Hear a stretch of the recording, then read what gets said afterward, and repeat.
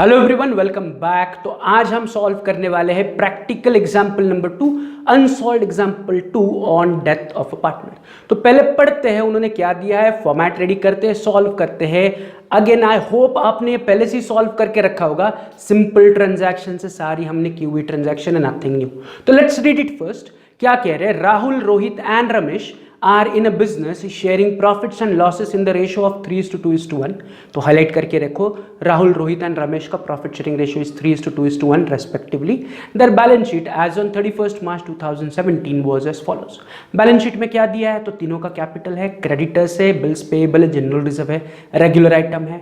Assets में debtor less RDD, already RDD है वहां पर, प्लांट एंड मशीनरी है, इन्वेस्टमेंट है, मोटर लॉरी है, बिल्डिंग है एंड बैंक बैलेंस है। तो अगेन जो आइटम्स है रेगुलर आइटम में, nothing new in the balance sheet.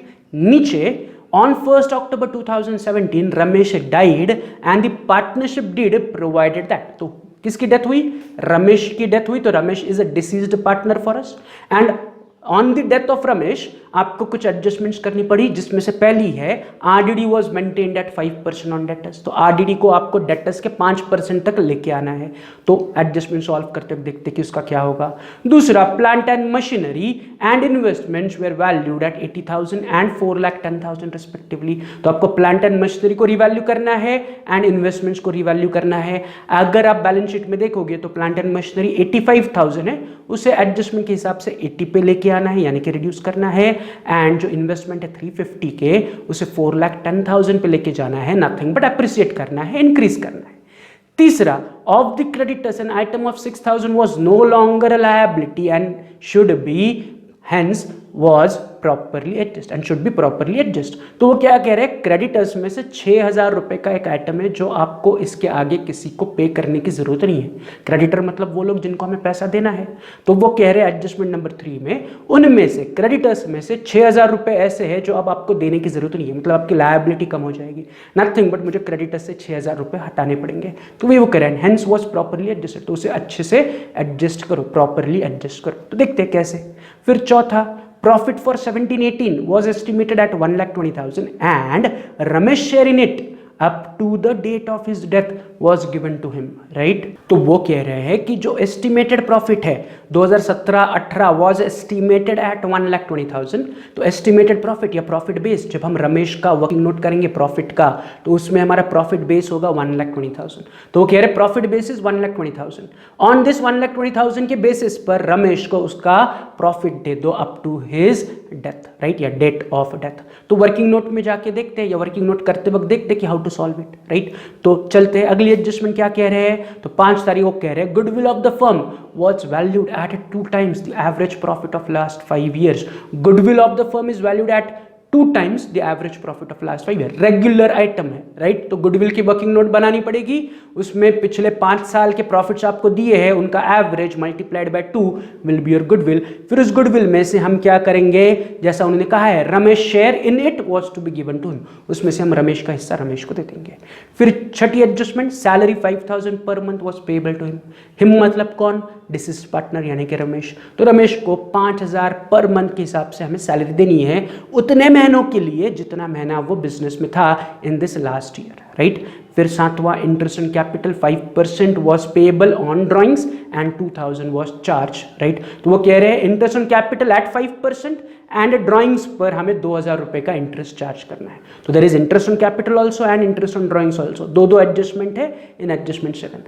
And last adjustment वो कह रहे हैं drawing made by Ramesh, drawing made by Ramesh up to September 2017 where 5,000 per month। तो वो कह रहे हैं कि रमेश ने सितंबर 2017 यानी कि जिस दिन या जिस महीने उसकी डेथ हुई, 1 अक्टूबर, देखो 1 अक्टूबर को रमेश की डेथ हो रही है, तो 1 अक्टूबर यानी कि ही नथिंग बट वो लास्ट कौन से महीने में था, सितंबर। तो सितंबर तक हर महीना रमेश ने कितने ड्रॉ किए हैं, 5,000 रुपीज। Is this clear. तो एडजस्टमेंट 8 में क्या कह रहे हैं वो, कि आपको रमेश के ड्रॉइंग्स कैलकुलेट करके रमेश के अकाउंट में लिखने पड़ेंगे, राइट। तो एडजस्टमेंट सॉल्व करते वक्त देखते हैं कितने महीने एंड कितना ड्रॉइंग्स होगा, राइट। बट हमें प्रिपेयर क्या करना है, ड्रॉ क्या करना है। तो उन्होंने कहा है प्रिपेयर रमेश कैपिटल अकाउंट। बस हमें डिसीज्ड पार्टनर यानी कि रमेश कैपिटल अकाउंट बनाए, जैसे हमने इससे पहले वाले सम में भी किया था कि सिर्फ हम डिसीज्ड पार्टनर का कैपिटल अकाउंट बना रहे हैं। बट हमें अगर डिसीज पार्टनर कैपिटल को कंप्लीट करना है तो we need to also prepare revaluation account, right. जब मैं फॉर्मेट बनाऊंगा तो रमेश कैपिटल के साथ साथ रिवैल्यूएशन अकाउंट भी बनाऊंगा।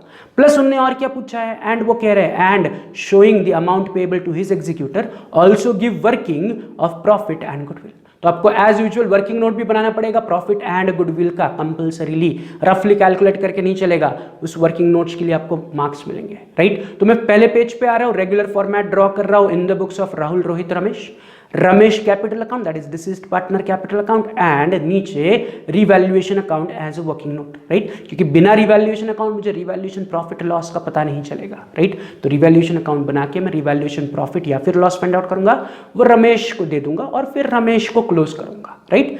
तो revaluation account and second page में ब्लैंक रख रहा हूं for doing the working note, right. तो ये एक पेज का बस आपको फॉर्मेट रेडी करना है, राइट। तो अगर फॉर्मेट रेडी है तो हम आगे बढ़ते हैं, क्या करेंगे, तो लेजर्स हम बना रहे हैं। तो लेजर्स बनाने के लिए फिर से वही 4 step. Step number 1, right. Step 1 क्या है कि डिसीज्ड पार्टनर का capital, again why deceased partner, क्योंकि हम बस डिसीज्ड पार्टनर का कैपिटल अकाउंट बना रहे हैं, बाकी राहुल रोहित का हम अकाउंट नहीं बना रहे, हम सिर्फ रमेश का कैपिटल अकाउंट बना रहे हैं। तो मैं पुराने बैलेंस शीट से केवल रमेश का कैपिटल उठाऊंगा एज माई स्टेप 1 उठाऊंगा एंड रमेश कैपिटल के क्रेडिट में लिखूंगा बाय बैलेंस ब्रॉट डाउन 2,40,000।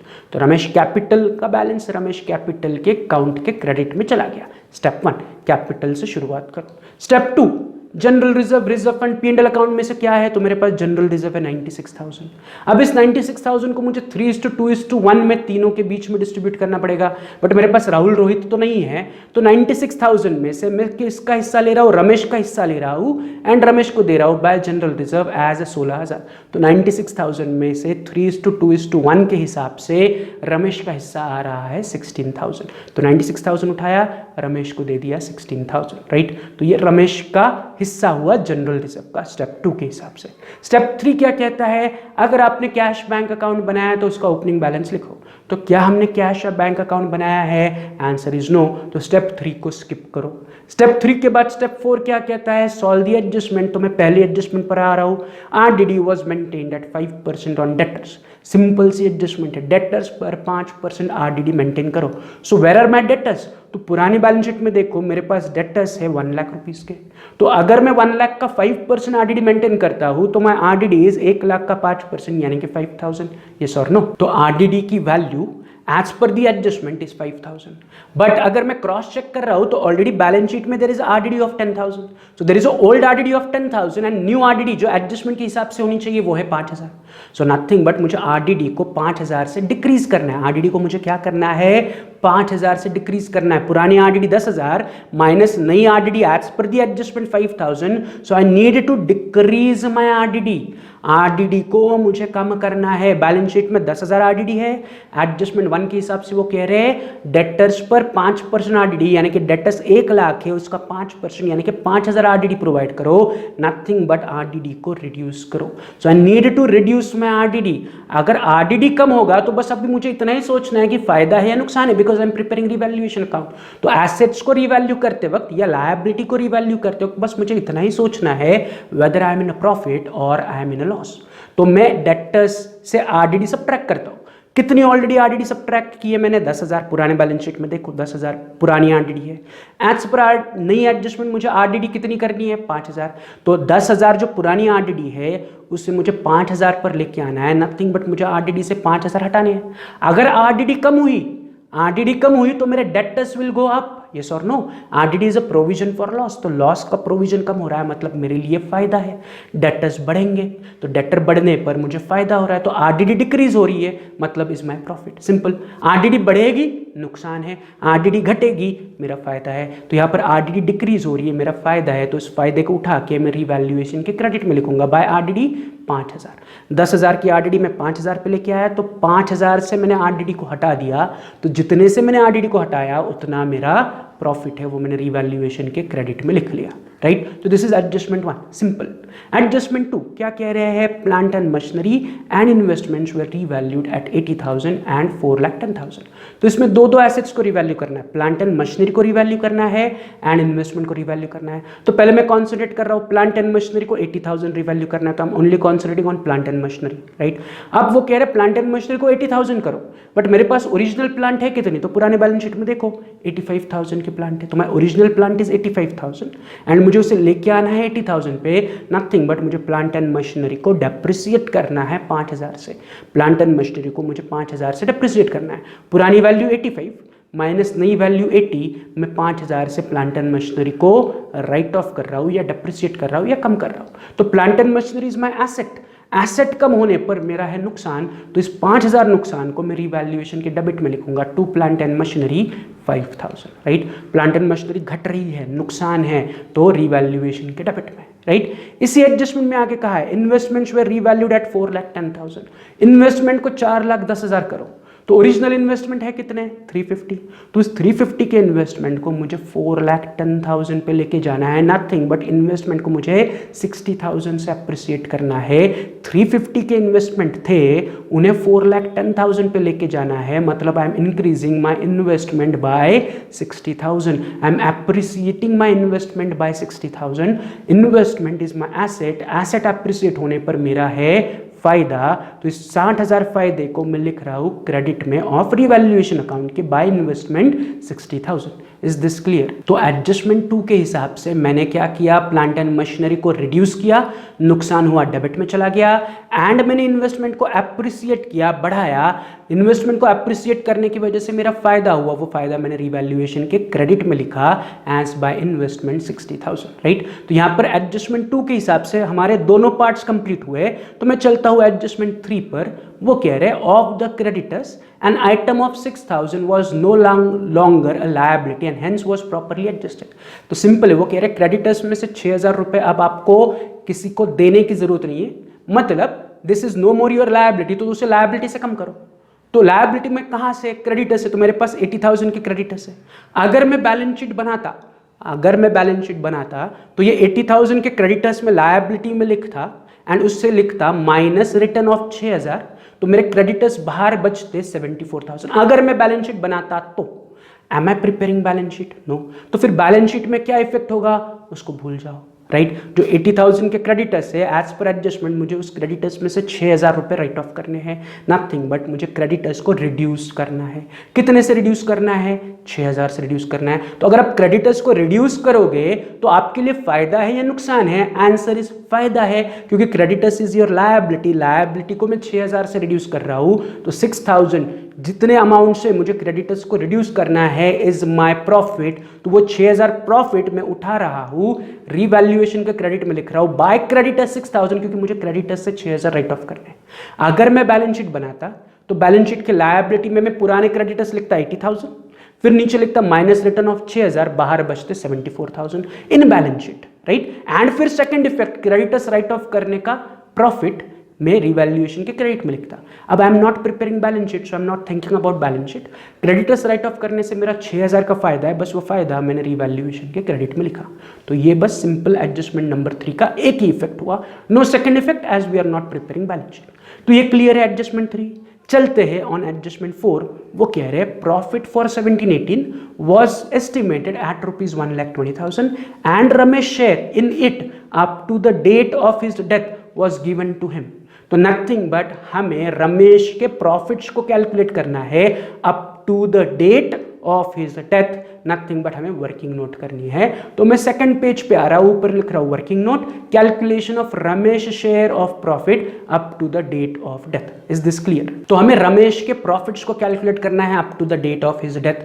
तो उसमें पहला हिस्सा क्या चाहिए मुझे, या पहला पार्ट क्या चाहिए, my starting point is what, period. I need to find के कितने पीरियड्स के रमेश को प्रॉफिट मिलने चाहिए या कितने महीने के प्रॉफिट्स मिलने चाहिए। तो उसके लिए करंट ईयर स्टार्ट हो रहा है हमारा 1 अप्रैल 2017 को, एंड रमेश की डेथ हो रही है ऑन 1 अक्टूबर 2017। तो अप्रैल 1 से लेके अक्टूबर 1 इज द पीरियड।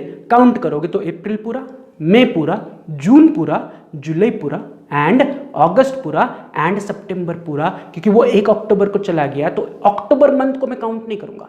1 अप्रैल को ईयर स्टार्ट हुआ तो अप्रैल पूरा काउंट करूंगा, तो अप्रैल, मई, जून, जुलाई, अगस्त एंड सितंबर, राइट। 1 अक्टूबर को वो चला गया, मतलब अक्टूबर मंथ काउंट करने की जरूरत नहीं है। So nothing but the total period और the total months is 6 months. तो जो पीरियड, जितने महीने आपका पार्टनर, डिसीज्ड पार्टनर बिजनेस में था, दैट इज रमेश बिजनेस में था, तो रमेश कितने मंथ्स के लिए बिजनेस में था, that is in this current year, वो 6 महीना काम करके गुजर गया।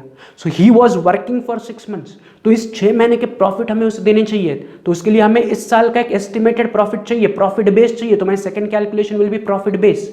तो what is my profit base, तो उन्होंने वेरी क्लियरली कहा है एस्टिमेटेड एट 1,20,000। तो profit base is estimated profit 17-18 का which is 1,20,000। So my profit base उन्होंने खुद दिया है estimated profit of 17-18, that is current year का एस्टिमेटेड प्रॉफिट इज 1,20,000। तो 1,20,000 इज माय बेस प्रॉफिट या प्रॉफिट बेस। इसे बेस लेके अब मैं क्या करूंगा, उसमें से 6 महीने का प्रॉफिट अलग करूंगा। तो next calculation is 6 months profit. तो 6 मंथ्स प्रॉफिट कैसे मिलेगा, 1,20,000 डिवाइडेड बाय 12 मल्टीप्लाइड बाय 6। 1,20,000 एक साल का एस्टिमेटेड प्रॉफिट है, उसमें से 6 महीने का profit is 120 divided by 12 into 6 is nothing but 60,000। पूरे साल का प्रॉफिट 1,20,000 है, तो 6 महीने का प्रॉफिट इज 60,000।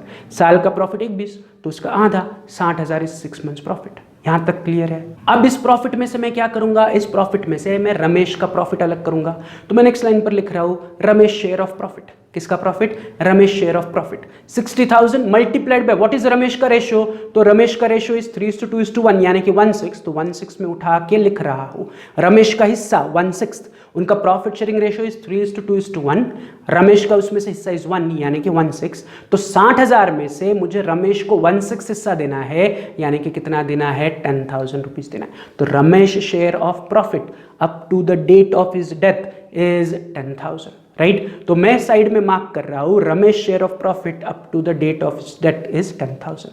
तो as per working note Ramesh को उसके डेथ तक के प्रॉफिट 10,000 रुपए मिलने चाहिए, राइट। तो ये हमें उससे देने पड़ेंगे। तो मैं आ रहा हूं फर्स्ट पेज पर, मैं ये 10,000 उठाऊंगा, उसके कैपिटल के क्रेडिट में लिखूंगा by profit and loss suspense account, amount में 10,000, कि रमेश को उसके डेथ तक के 10,000 रुपए प्रॉफिट मिलने चाहिए, right. As per adjustment 4 Ramesh को 10,000 रुपए प्रॉफिट का हिस्सा मिलेगा, राइट। चलते हैं एडजस्टमेंट नंबर 5।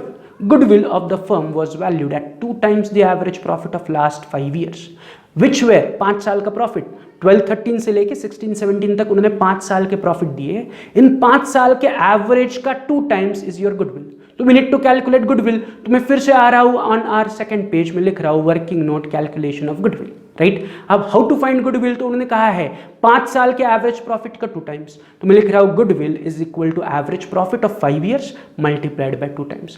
5 साल का average profit multiplied by 2 times is my goodwill, right. Now how to calculate it, तो मुझे पहले 5 साल का एवरेज निकालना पड़ेगा। तो मैं नेक्स्ट लाइन पर लिख रहा हूं average profit is equal to 1,80,000 plus 2,00,000 plus 250 plus 150 plus 1,20,000, जो 5 साल के प्रॉफिट्स है उनको मैंने यहां पर लिया, plus plus plus plus divided by 5, क्योंकि 5 साल के प्रॉफिट है तो डिवाइडेड बाय 5 होगा। तो सबको ऐड करोगे तो मुझे मिलेगा average profit is 9 lakh upon 5।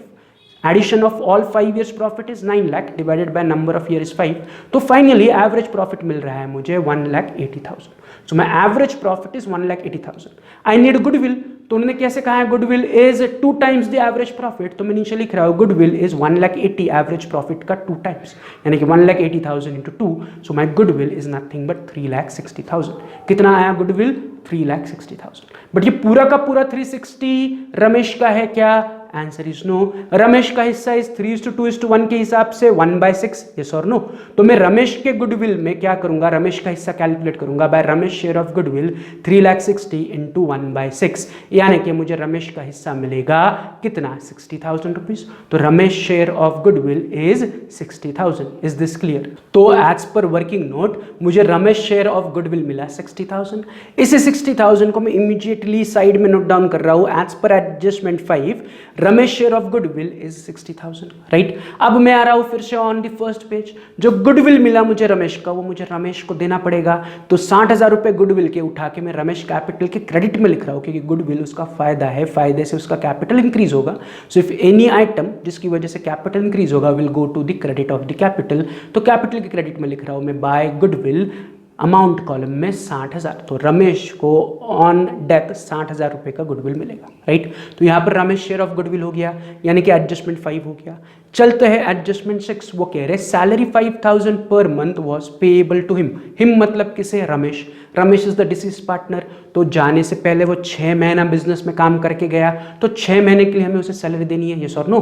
तो मैं लिख रहा हूँ Ramesh to get a salary of 6 months. 6 महीने की सैलरी रमेश को मिलनी चाहिए, क्योंकि वो जाने से पहले 6 महीने बिजनेस में काम करके चला गया। कैसे 6 महीने? उसके प्रॉफिट के वर्किंग नोट में देखो, वर्किंग नोट 1 जो हमने प्रॉफिट कैलकुलेट किया था उसके डिसीज पार्टनर का up to the date of death, तो 6 महीना था ना, 1 अप्रैल से लेके 1 अक्टूबर तक। तो उन्हें 6 महीने के लिए हमें उसे सैलरी देनी है। कितनी? तो 5,000 पर मंथ के हिसाब से। तो अगर मैं रफली कैलकुलेट करूंगा तो 5,000 पर मंथ के हिसाब से 6 महीने की सैलरी बनेगी 30,000। 5,000 into 6, 5,000 into 6 is nothing but 30,000। तो 6 month salary of Ramesh is 30,000। तो Ramesh to get a salary of 30,000 rupees for 6 months. तो ये 30,000 सैलरी है, यानी कि रमेश का फायदा है, यानी कि रमेश का कैपिटल बढ़ेगा। तो any item which will increase the capital will go to the credit side. तो मैं सैलरी को लिख रहा हूं by salary 60,000 on the credit side, not 60,000, 30,000 in the amount column. 30,000 रुपए का सैलरी मिला, राइट। तो मैं 30,000 रुपया सैलरी के रमेश के क्रेडिट में लिख रहा हूं, राइट। तो यहां पर एडजस्टमेंट 6 के हिसाब से मैंने रमेश को 30,000 रुपए सैलरी, 30,000 रुपीज सैलरी की दे दी, राइट। अब चलते हैं ऑन 7वीं adjustment. Interest on capital at 5% per annum was payable. मतलब फर्म से आपको रमेश के कैपिटल पर इंटरेस्ट देना है, एंड उल्टा ड्राइंग्स पर 2,000 रुपए उससे चार्ज करना है। तो फिर से दो चीजें हैं। तो पहले मैं कॉन्सेंट्रेट कर रहा हूं interest on capital 5% per annum. मुझे कैपिटल पर 5% से इंटरेस्ट चार्ज करना है। तो हाउ मच इज इस कैपिटल? तो कैपिटल अकाउंट में देखो by balance brought down 2,40,000।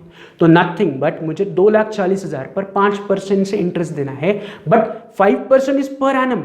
But जो रमेश था वो पूरे साल पर एनम 12 महीने बिजनेस में था क्या? Answer is no. तो मुझे उसे केवल 6 महीने के लिए इंटरेस्ट देना है, क्योंकि वो 6 महीने ही करंट ईयर में था। 6 महीने फिर से वही 1 अप्रैल से लेके अक्टूबर तक का पीरियड, 6 मंथ्स के लिए मुझे इंटरेस्ट देना है। तो मुझे इंटरेस्ट ऑन कैपिटल देना है 5% से for 6 months. So interest on capital at 5% for 6 months, right. तो 2,40,000 पर 5% से 6 महीने का इंटरेस्ट देना है। तो मैं रफली कैलकुलेट कर रहा हूं 2,40,000 as my capital, multiplied by 5/100 is the rate of interest, multiplied by 6/12 is the period, that is 6 महीने के लिए आउट ऑफ 12 मंथ्स। तो अगर आप कैलकुलेट करोगे तो आपको आंसर मिल रहा है 6,000। सो जो 2,40,000 रुपीज का कैपिटल है उस पर 5% से 6 महीने के लिए इंटरेस्ट बनता है 6,000 rupees. Again interest on capital Ramesh को मिलेगा, मतलब रमेश का फायदा है, तो रमेश का कैपिटल बढ़ेगा। तो interest on capital will go to the credit side by interest on capital 6,000 rupees. Is this clear? तो एडजस्टमेंट 7 के हिसाब से हमें रमेश को 6,000 रुपया इंटरेस्ट ऑन कैपिटल देना है। तो ये पहला हिस्सा है एडजस्टमेंट 7 का। सेकंड हिस्सा वो कह रहे हैं ड्राइंग पर 2,000 रुपया इंटरेस्ट चार्ज करो। On drawings charge 2,000 as interest. तो ड्राइंग्स का इंटरेस्ट यानी कि रमेश को बिजनेस को देना है, तो रमेश का नुकसान है, तो नुकसान की वजह से कैपिटल घटेगा। कैपिटल घटेगा तो हमें इंटरेस्ट ऑन ड्राइंग्स को उठाना है एंड कैपिटल के डेबिट में लिखना है to interest on drawings 2,000 rupees. Very simple, right. Interest drawings and interest on drawings always debit, capital interest on capital always credit. ये हमने ऑलरेडी फाइनल अकाउंट्स में पढ़ा हुआ कंसेप्ट है, राइट। तो इंटरेस्ट ऑन ड्राइंग्स को मैंने उठाया एंड रमेश कैपिटल को डेबिट कर दिया। तो मेरा इंटरेस्ट ऑन कैपिटल हो गया, इंटरेस्ट ऑन ड्राइंग्स हो गया। चलते हैं on the 8th adjustment, drawings made by Ramesh up to September, जिस महीने जो लास्ट मंथ वो था बिजनेस में, where 5,000 per month. Nothing but Ramesh ने 6 महीने के लिए ड्राइंग्स किए, तो Ramesh drawings are for 6 months. तो 6 महीने के ड्राइंग्स बन जाएंगे 5,000 पर मंथ इंटू 6 यानी कि 30,000। So drawings of Ramesh for 6 months is 30,000। 6 महीने के लिए वो बिजनेस में था, यस और नो। तो हर महीना वो 5,000 रुपए ड्रॉ कर रहा है, तो 5,000 पर मंथ के हिसाब से 6 महीने का ड्राइंग्स हुआ 30,000। तो ड्राइंग्स ऑफ रमेश इज 30,000 जो मैं उठाऊंगा एंड रमेश के debit, drawings is always debit, तो रमेश के डेबिट में लिखूंगा 2 ड्राइंग्स कितना 30,000। तो रमेश कैपिटल के डेबिट में 2 drawings ₹30,000। Interest on drawings is also debit, drawings is also debit. तो यहाँ पर हमारी एडजस्टमेंट 8 भी कंप्लीट हुई, यानी कि we are done with all the adjustments, we are done with all the adjustments. तो अब करना क्या है, अब मुझे रमेश कैपिटल को क्लोज करके उसका बैलेंसिंग फिगर उसके लीगल एग्जीक्यूटर लोन अकाउंट में ट्रांसफर करना है। लेकिन उससे पहले I need to close revaluation account to find revaluation profit और लॉस। तो चेक करते हैं रिवैल्यूएशन अकाउंट का क्रेडिट बढ़ा है, तो अगर आप बैलेंस करोगे रिवैल्यूएशन अकाउंट तो आपको रिवैल्यूएशन प्रॉफिट मिल रहा है 66,000 का, राइट। तो रिवैल्यूएशन प्रॉफिट इज ऑफ ₹66,000, जो मैं राहुल, रोहित एंड रमेश के बीच में 3:2:1 में डिस्ट्रीब्यूट करूंगा। तो राहुल को मिलेगा 33,000, रोहित को मिलेगा 22,000 एंड रमेश को मिलेगा 11,000। आउट ऑफ दिस 3 पार्टनर्स हम केवल रमेश कैपिटल अकाउंट बना रहे हैं, तो मैं रमेश के 11,000 प्रॉफिट को उठाऊंगा एंड रमेश कैपिटल के क्रेडिट में लिखूंगा by revaluation profit 11,000। Is this clear? तो रमेश का प्रॉफिट उठाया, रमेश कैपिटल के क्रेडिट में लिखा बाय रिवैल्यूएशन प्रॉफिट 11,000। सो यहां पर मेरा रिवैल्यूएशन अकाउंट क्लोज हो गया।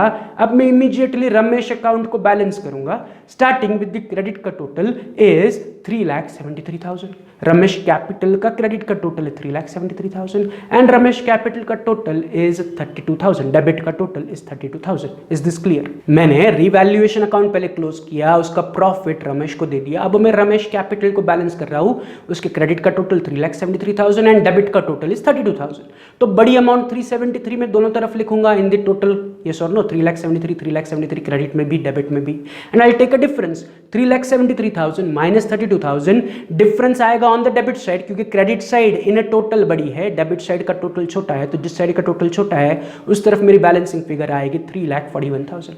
तो रमेश कैपिटल में अभी भी 3,41,000 रुपीज का बैलेंस है, जो मैं ट्रांसफर करूंगा उसके लीगल एग्जीक्यूटर अकाउंट को। तो मैं लिख रहा हूं to Ramesh executors loan account.